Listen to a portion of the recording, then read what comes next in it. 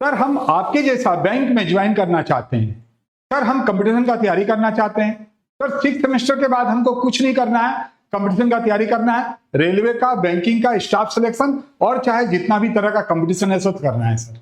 तो क्या आपके पास क्लास होता है? हाँ होता है, सिर्फ एक क्लास होता है, हर एक 6 सेमेस्टर के बाद हम क्लास करते हैं। और बोलिए सर आप क्या क्या पढ़ाते हैं? देखिए जनरली आप कोई भी कंपटीशन का एग्जाम देने जाएंगे तो आपको सबसे पहले मैथ, जिसको क्वांट्स बोला जाता है, रीजनिंग, इंग्लिश और जीके जीएस। यहां पर जीके जीएस के लिए हम बुक आपको सजेस्ट कर देंगे, बाकी मैथ हम खुद पढ़ाएंगे, रीजनिंग हम खुद पढ़ाएंगे और इंग्लिश हम खुद पढ़ाएंगे। तो आप बोलेंगे कि सर क्या आपसे पढ़ने के बाद क्या चांसेस है कि मेरा कंपटीशन निकल जाएगा? तो यहां पर हम आपको एक ही बात बोलना चाहेंगे कि भाई हम कंपटीशन निकाल के ही बैंक में आए हैं, यानी कैसे निकाला जाता है ये हमको पता है, लेकिन आप पहले ये तो सोचिए कितने लोग कंपटीशन का तैयारी करवाते हैं, क्या वो किसी गवर्नमेंट जॉब में है? नहीं। जब खुद वो जॉब नहीं ले पाया तो आपको जॉब कैसे देगा? लेकिन हम आपको दिखाएंगे कि हम कितने जगह पास किए हैं, कितना कंपटीशन मैंने निकाला है। तो आज तक मैंने 10-12 कंपटीशन निकाला है, जो हम आपको यहां पर पहले डिस्प्ले करेंगे, आपको दिखा देंगे, ठीक है? और एक वीडियो में तो हमने दिखाया भी है। अब आइए सीधा हम लोग मुद्दे पे आते हैं। हम आज से आपको शुरू कर रहे हैं ग्रामर, और ग्रामर में आप जानते हैं जान कहां है भाई ग्रामर का? तो टेंस। तो हम आपको टेंस से शुरू कर रहे हैं। आप बोलेंगे सर ग्रामर पोर्शन में क्या क्या आता है? देखिए ग्रामर पोर्शन में जितने कुछ आते हैं, अगर आप ग्रामर नहीं जाएंगे, अच्छे से नहीं जानेंगे, तो रेक्टिफिकेशन ऑफ एरर्स नहीं कर पाएंगे। मैक्सिमम जो मार्क्स है एरर्स के ऊपर ही आते हैं। तो आइए शुरू करते हैं, समझते हैं टेंस। टेंस का मतलब होता है, ये दो तरह से बना है, दो चीजों को लेकर बना है, टाइम एंड वर्क। टाइम 3 तरह के होते हैं।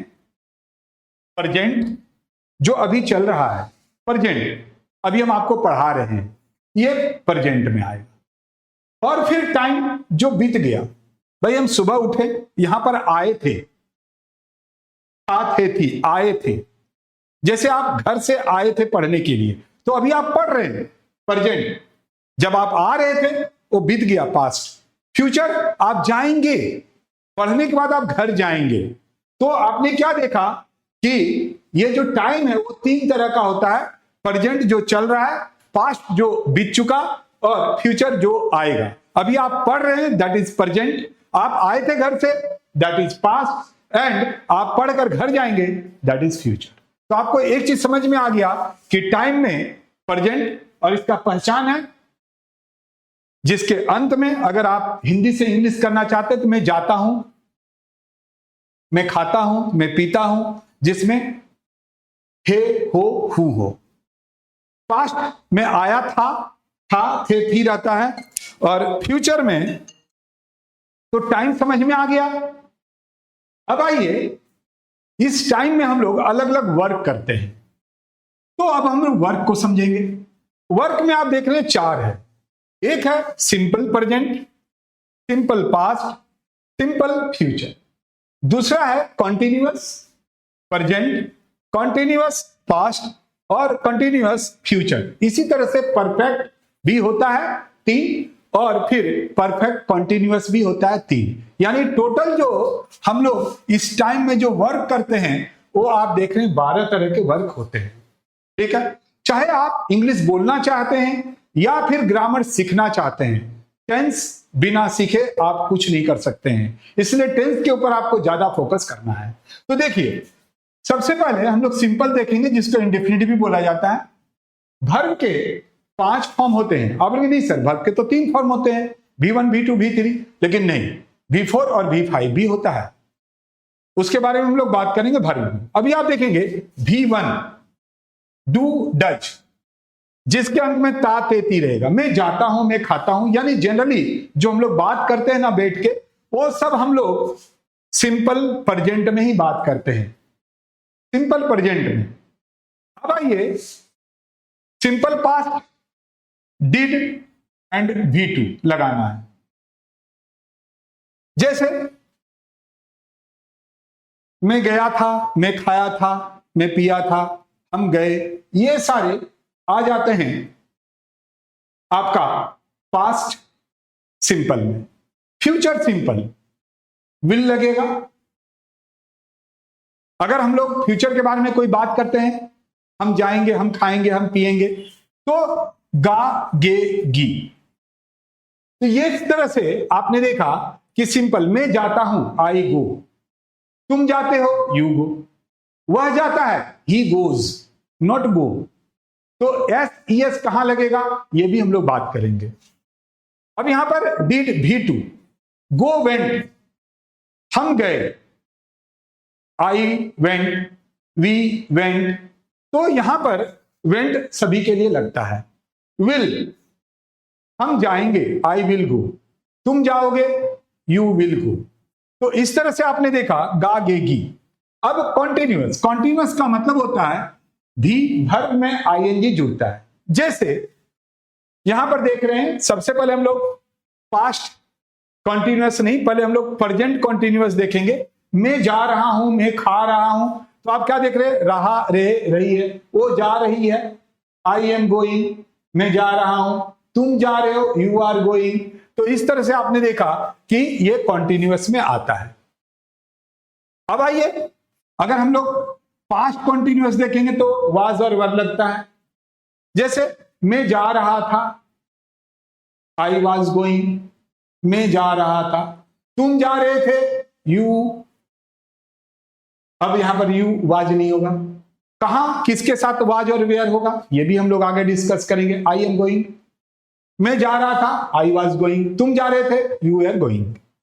अब आइए हम लोग बात करेंगे यहां पर फ्यूचर कॉन्टिन्यूअस का, जिसके बाद हम लोग विल बी लगाते हैं। Will be,